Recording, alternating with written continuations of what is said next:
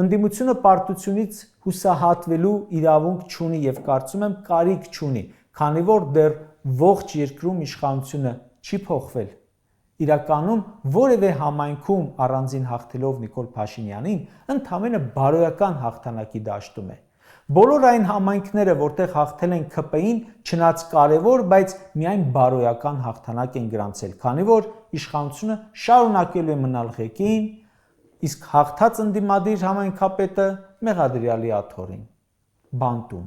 իսկ վերջին դեպքն էլ ցույց տվեց, որ գերեզմանում։ Այնպես որ գուցե կարելի է շնորհավորել Սևակ Խաչատրյանին, որ քաղբանտարկյալ չի դառնա։ Մյուս հետևությունը, որը կարծում եմ խիստ կարևոր է ընդդիմության եւ իշխանության համար եւս, դա այն է, որ այլևս հնարավոր չէ ձայն հավաքել Հայաստանի Հանրապետության երկրորդ նախագահ Ռոբերտ Քոչարյանին քլնգելով։